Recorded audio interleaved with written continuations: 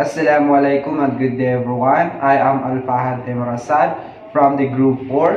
So today I'm going to discuss the key characteristics of war and memory literature. So basically, as we all know, this type of literature focuses on how people remember and narrate their experiences during war. So instead of focusing only on battles or political events, it shows the human side conflict, especially the memories and emotions of those who experience it.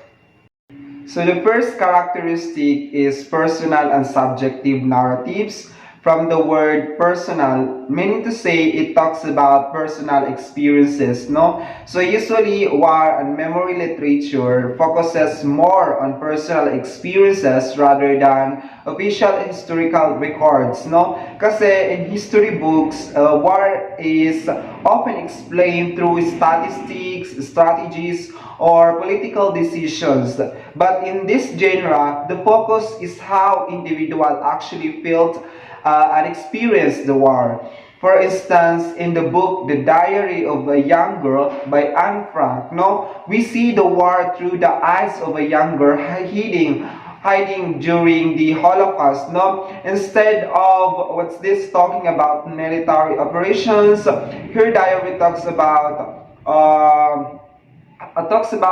her fear, hopes, dreams, and daily life while hiding. So basically, the story shows the personal reality of war, not just the historical facts. The second characteristic is the representation of trauma and psychological effects.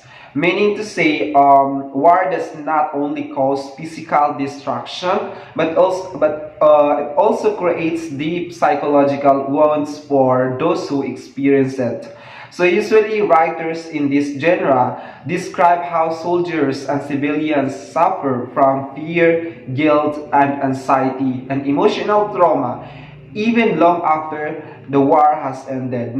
For instance, in the things they carried by Tim O'Brien, the soldiers carry not only physical items like weapons and equipments, they also carry emotional burdens such as memories of violence, guilt, and fear from the Vietnam War. So basically, the story shows that the mental impact of war continues even after the fighting stops. Another characteristic is fragmented and nonlinear storytelling. Why is it called nonlinear storytelling? Well, because trauma is very difficult to process. Memories of war are often not remembered in a clear chronological order. So sometimes war stories jump between the past and present, reflecting how survivors recall their experiences in broken or scattered memories. For instance, in A Slaughtered House 5 by Kurt Vonnegut, the main character is Billy Pilgrim becomes unstuck in time. This means he keeps moving between different memories or moments of his life, especially his memories of war. For instance, in one moment he is in the present and suddenly he remembers the bombing of Dresden. So basically, this storytelling style shows how trauma affects the way people remember events. Another important characteristic is the emphasis on human suffering and loss. So war and memory literature highlights the human cost of war, not just the political outcomes. So usually these stories talks about death, destruction, and displacement or the loss of innocence. Especially among young soldiers and civilians.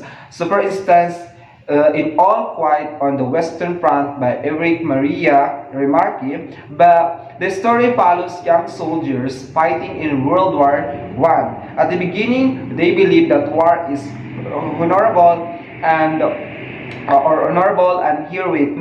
But as the story continues, they witness extreme violence and suffering. Because of this, they gradually lost their innocence and hope.